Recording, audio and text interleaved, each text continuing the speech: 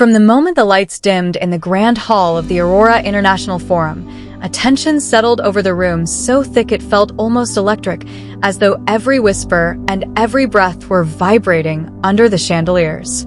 Hundreds of guests, diplomats, celebrities, philanthropists, the polished elite who thrived on spectacle, shifted in their seats, waiting for the one moment they knew would define the evening. Prince Harry stepped forward into the warm golden glow of the spotlight, and the room stilled. He carried himself with a kind of poise that came not from titles, but from a lifetime of being studied, judged, admired, criticized, and endlessly photographed. There was something different about him tonight, though. A subtle steel in his spine, a quiet resolve etched into the corners of his eyes, as if he had rehearsed not just the words of his speech, but the emotional armor required to deliver it. The audience leaned in. It was impossible not to. Harry stood tall, the microphone steady in his hand, his voice carrying the practiced cadence of a man who had been in front of crowds since childhood. He started with greetings, gratitude, the soft diplomatic warmth expected of him. Everything was smooth, polished, controlled. And then something happened. A flicker of movement at the edge of the stage. A rustle from behind the velvet partition. Several heads turned before the cameras could catch up. There was a figure emerging from the shadows. A flash of dark fabric, a gleam of jewelry, the unmistakable silhouette of Meghan Markle. It was not her entrance that caused the hush, it was the timing. She stepped out not when a host called her name, not when a cue signaled her moment, but in the middle of Harry's speech, slicing through the solemnity like a blade through silk. A few guests blinked in confusion. Some stilled. Others leaned forward with barely concealed curiosity. Meghan moved with a confidence that bordered on regal defiance, her heels clicking against the stage with a rhythm that echoed through the silent hall. And she was smiling, wide, brilliant, the kind of smile meant to command attention, though the air around her shimmered with a tension she didn't acknowledge. From the sidelines, an event coordinator in a purple jacket took a sharp breath and reached out instinctively, as though trying to stop her, to guide her, to redirect her. But she swept past him without even seeing him. Or perhaps she had seen him and simply chose not to care. She approached Harry with the certainty of someone who believed her presence would elevate the moment. But the room did not respond the way she expected. Instead of applause, instead of warmth, there was a frozen second, a collective inhale, an unspoken question hanging between the stage and the audience. Harry turned his head slowly. Just a slight pivot, a mere fraction, but enough to show surprise flickering across his features. Surprise and something else. Something guarded. Meghan reached out, placing her hand lightly on his back. A familiar gesture between them in past public moments. Usually, he would react instantly, handing her the microphone, allowing her to step forward, letting her speak. But tonight, everything was different. Harry did not move. His fingers tightened around the microphone with subtle determination, like a man anchoring himself against a sudden gust of wind. Meghan held her smile. She waited. The pause stretched long enough for every camera to focus, long enough for the tension to settle into the bones of every person watching. Harry did not yield. The mic remained in his hand. His speech continued, not louder, not softer, simply unwavering. And that, in its quietness, was the most shocking part. There was no argument, no scene, no words exchanged, just a refusal, a boundary drawn in the space of a heartbeat. The audience felt the shift even before Meghan did. Something almost imperceptible changed in the atmosphere, like the room itself recognized it was witnessing a moment no press release would ever describe. Meghan's smile wavered only for a fraction of a second, too brief for the casual observer, but unmistakable to anyone truly watching. She lingered beside Harry, poised in the spotlight, expecting acknowledgement, a cue, a shared moment. But the room remained still. Silence. Heavy, dense, loaded with 1,000 unspoken meanings. This wasn't applause withheld. This was indifference, a colder, sharper rejection than any hostility. Meghan stood there, suspended in that strangely brittle moment, before she finally exhaled and stepped back. Not quickly, not gracefully, slowly, carefully, as though trying to mask the retreat as a choice rather than a necessity. Her gown shimmered under the lights as she walked toward the side of the stage, her features arranged in a fixed smile that no longer sparkled. Harry continued speaking, steady, composed, focused, not out of spite, not out of anger, but with the resolve of a man who, for once, refused to let the narrative shift around him. And the audience could feel it. Something had cracked open between them, something subtle but undeniable, something that echoed through the room long after Meghan reached the sidelines. But the story did not end there, not even close, because while the crowd sat frozen in that strange, flickering silence, something else began unraveling behind the curtains, something that would twist the night into a far more dramatic shape than anyone predicted. The moment Meghan stepped off the stage, the entire rhythm of the evening shifted. It was as if her brief presence had rippled through every layer of the event, through the staff hurrying backstage, through the VIPs seated at their polished tables, through the cameras positioned with surgical precision. The silence that followed her retreat clung to the hall like a cold mist, even as Harry finished his speech with a composure that bordered on startling. His voice did not tremble. His expression did not falter. If anything, he seemed steadier, anchored by a quiet conviction that no one had seen in him before. Yet behind that composure, something unreadable flickered, a hint of emotion tucked beneath the polished surface, only visible in the subtle tightness of his jaw. As soon as Harry concluded his final sentence, the crowd erupted into applause, relieved applause, polite, measured, grateful to have a clear cue to break the tension that had been suffocating them. But even in that applause, something felt off. There was no spark, no energy, no mingling buzz of admiration that usually followed him. It was applause for the sake of decorum, a collective attempt to smooth over the awkwardness that had just unfolded. Harry stepped away from the podium, offering a courteous nod, but his eyes darted briefly toward the side of the stage where Meghan had disappeared. It was quick, almost unnoticeable, but the cameras caught it. One of those fleeting glances destined to be replayed and dissected endlessly. Backstage, Meghan stood rigidly near a set of tall, black curtains, the glow from the stage lights tracing the outline of her figure. She held her hands clasped together, not tightly, though, but in a way that suggested she was trying to maintain her poise, trying to steady the hum of adrenaline and humiliation simmering beneath the surface. A few staff members avoided direct eye contact, unsure how to approach her, as though any misstep could trigger another unpredictable moment. She inhaled sharply, her chin lifting, her expression composed, too composed, like porcelain glazed under stress. And then the whispers began. Whispers always begin before the truth does, especially at high-profile events, especially when the air is already thick with tension. Attendees murmured to each other in hushed voices, leaning toward their companions with the subtle urgency of people who recognized they had just witnessed something significant. A stage interruption was one thing, but the silence, the silence, was something else entirely. Guests exchanged theories, fragmented interpretations, stolen glances. Did he refuse her? A woman at the front whispered, fanning herself absently. Looked like it, her companion muttered. Never seen that before. They didn't plan that. You can tell. It felt personal. Personal. That was the word that pierced through the room like a bell chime. Because for years, Harry and Meghan had presented a united front, public, polished, intertwined. He supported her. She supported him. They finished each other's sentences, defended each other's choices, appeared at events with the cohesiveness of a well-rehearsed duet. But tonight had been a discordant note, a misstep so visible that even those who normally avoided royal gossip sensed something deeper lurking beneath the surface.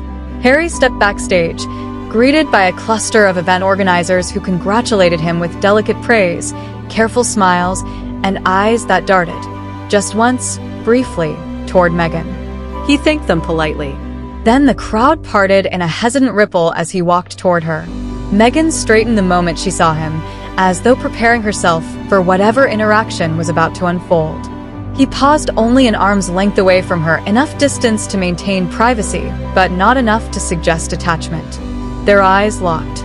For a moment, the world seemed to hold its breath again.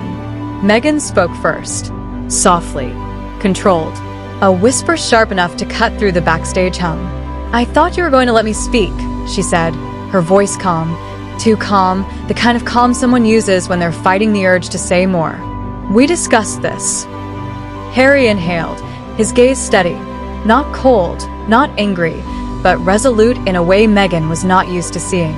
"We didn't discuss you walking out early," he replied quietly. "You were supposed to come out after the closing note. I wasn't ready for you yet." The words weren't cruel. They were simply honest. But honesty has a way of stinging when it's revealed under bright lights and expectant cameras. Meghan blinked once, her expression tightening in a way that only someone deeply attuned to her would notice. "I stepped out because the moment needed something more." The crowd was losing energy. Harry shook his head. "The moment needed clarity, Meghan, not confusion." She opened her mouth to respond, but before she could, one of the coordinators with the purple jacket moved toward them, his expression apologetic, his movements cautious. "Excuse me, Your Highness, ma'am," he said, nodding to each of them. "We need to reorganize the next segment. There's been a slight adjustment to the seating arrangements for the remainder of the program." Meghan turned her gaze toward him sharply. "Seating arrangements?" He swallowed. "Yes. For the remainder of the evening, we'd like to position you at the front side table. Close to the stage, of course, but not on it." Meghan finished for him, her voice edged with something brittle. The coordinator hesitated, then inclined his head slightly. Harry's eyebrows drew together. He looked concerned, not embarrassed, not dismissive, but concerned, as though he recognized the situation was spiraling into something neither of them intended. Meghan's posture stiffened, her breath hitching with an emotion she concealed beautifully, except for the faintest tremor along her jawline. Behind them, the murmur of shifting schedules and repositioned cameras seemed to thicken the air. Meghan's smile returned, slower this time, tighter, shaped not from confidence, but from necessity. She nodded once, her gesture sharp and contained. "Very well," she said, "if that's what the program requires." But the glint in her eyes said she understood exactly what was happening. She knew what being repositioned meant. It wasn't punishment. It wasn't an accusation. It was something far quieter and far more devastating. It was a signal that for tonight, just tonight, she was not the centerpiece. She was not the focal point. She was being sidestepped, handled, managed. And the murmurs behind the curtains only fueled the tension further. Some staff members exchanged looks, unspoken questions darting between them.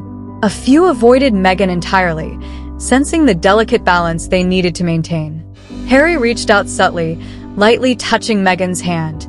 Not for show, not for optics, but out of genuine human instinct, as though trying to offer her a shred of stability in a moment neither of them could escape.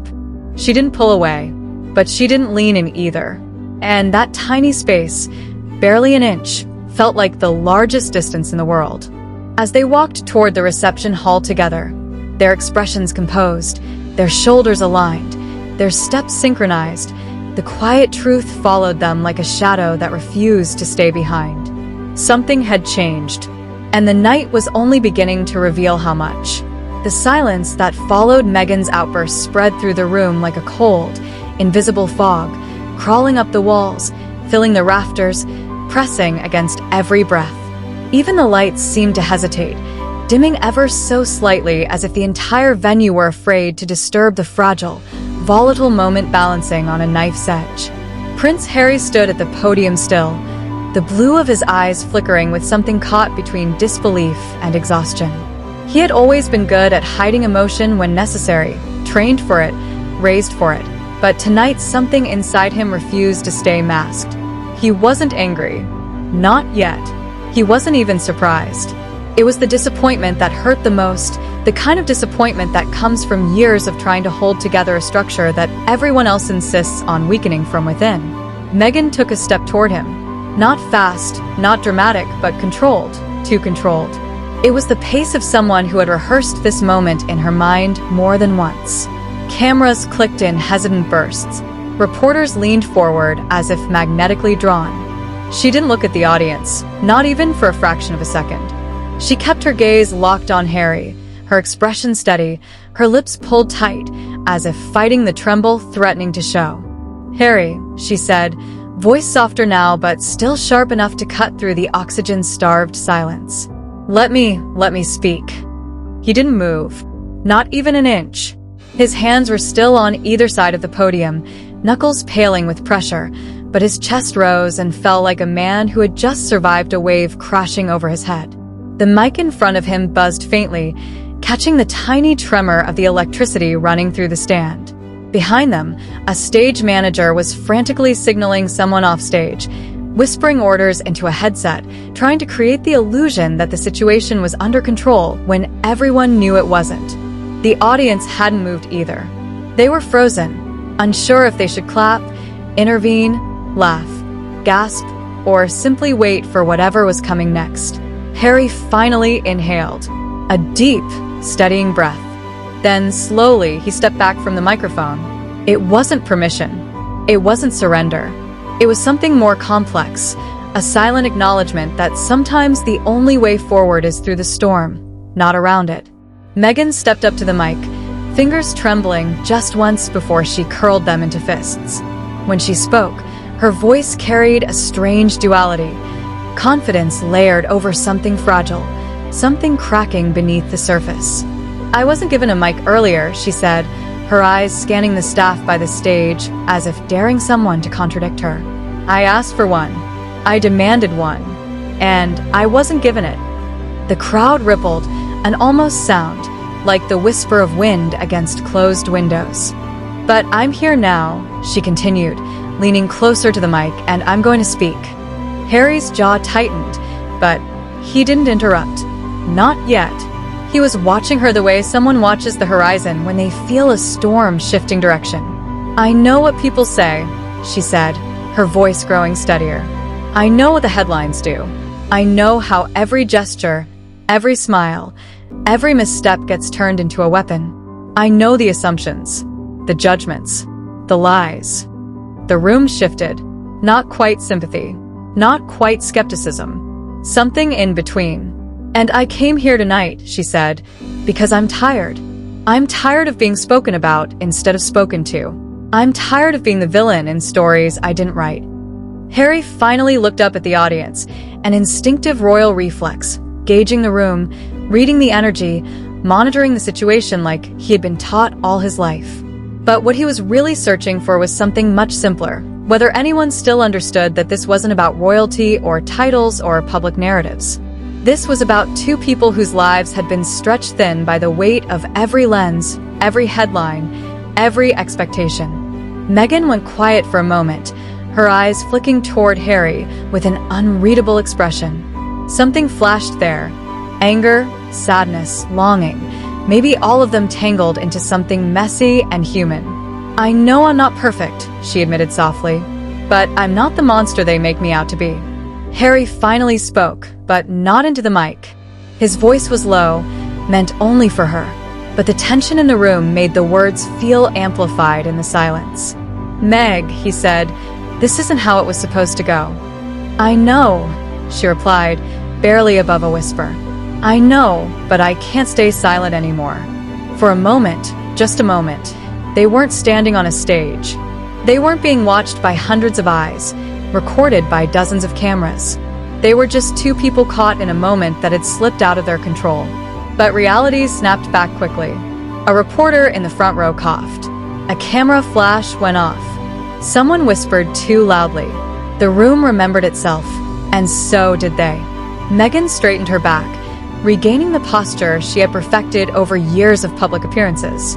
Harry stepped forward again, his presence steady, grounding, like he was ready to catch whatever fell next. But the night wasn't done with them yet. Before either of them could speak again, a sound rose from the back of the room, a rustle, like commotion, like someone trying to push through the crowd. Heads turned, chairs scraped. The collective hum of uncertainty grew louder. And then a voice, clear, confident, cutting through the air, shouted, "Let them finish." The room froze again. Harry and Meghan exchanged a look.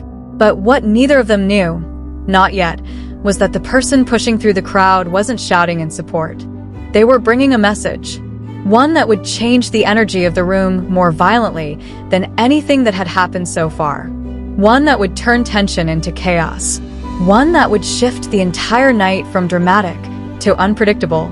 The voice echoed through the venue with the sharpness of a breaking glass. Let them finish. It wasn't supportive. Not even close. The energy behind it was too fueled, too charged, too sure of itself. It wasn't a plea, it was a challenge, flung like a stone into the center of an already cracked surface. Heads whipped back. Security shifted. And Harry felt his stomach coil, an instinctual tightening he hadn't felt in years. Not since palace corridors, not since uniform inspections, not since moments where every second demanded hyper-awareness. The crowd parted slowly, reluctantly, like fog peeling away from headlights. And through the space emerged a man neither of them expected to see here. Someone who had no invitation, no reason to be standing in this room except for the singular purpose that had carried him across the floor with unwavering determination. His expression was carved from something hard and unkind, eyes burning with the kind of certainty that never led to anything good. He wasn't famous. He wasn't a journalist. He wasn't anyone that should command this kind of attention. And yet the room shifted around him, sensing a storm long before lightning touched the ground. Harry's entire posture changed. Shoulders squared, feet rooted, his body angled just slightly in front of Meghan. Not enough for the cameras to catch as protective, but enough that anyone watching closely, anyone who understood him, would recognize the instinct. Meghan felt it instantly and placed a hand on his arm, not to stop him, but to steady herself. Whatever this interruption was, they could both feel that it wasn't random. "Sir," a security guard said, stepping forward with the polite firmness of someone trying to prevent a scene. "You need to return to your seat." But the man shook his head once, slow and deliberate. "Not until they hear this," he said, gaze sharpening on Harry and Meghan.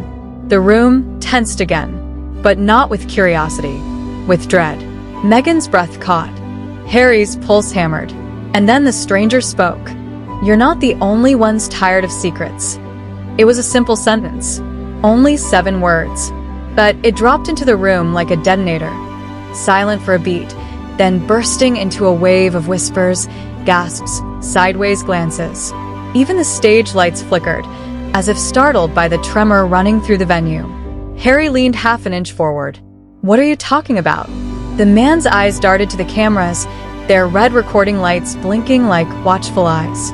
"Oh, you know exactly what I'm talking about." He was bluffing. Or he thought he wasn't. Or he believed he had something. No one could tell. A stranger with a secret is more dangerous than a villain with proof, because no one knows where fiction ends and truth begins. Meghan swallowed, her throat tightening. She was used to whispers, accusations, shadows that grew teeth in the dark. But this was something different. The room was too quiet. The tension was too thick. And Harry's expression, sharp, protective, furious, told her that he was moments away from doing something the cameras would replay endlessly. Security stepped in again. "Sir, you need to leave now." The man smirked like he'd already won something.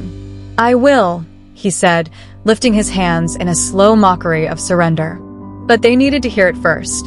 And then he added, almost softly, almost conversationally, "People always break right before the truth comes out." Harry took a step toward him. Not big, not loud, but the kind that made everyone hold their breath. "That's enough," Harry said, voice low, too low for the microphones to catch, but powerful enough for the entire front row to feel the temperature shift. "You don't get to walk in here and threaten my family." Meghan felt her chest clench. He had said it without hesitation, my family. Not my image, not my reputation, not my speech. Family. Security finally escorted the man away, guiding him toward the back doors as murmurs chased behind him like smoke. The moment he disappeared through the exit, The heavy metal latch echoed through the venue with a metallic finality. But the tension didn't fade. If anything, it settled deeper. Meghan stood there, breathing in shallow bursts, trying to quiet her pulse.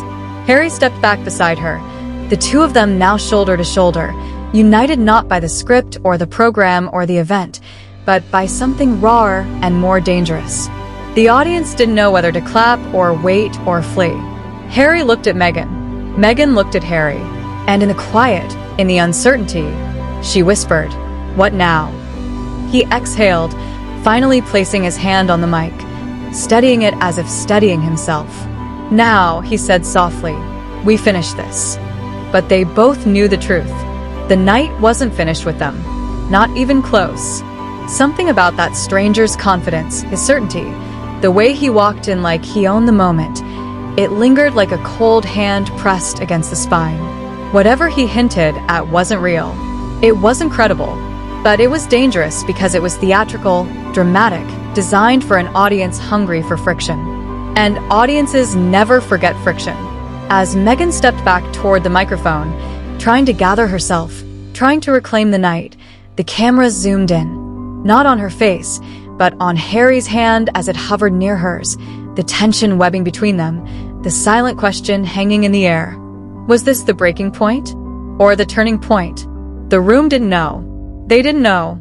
And the night, electric and trembling, held its breath, waiting to see which way the moment would fall.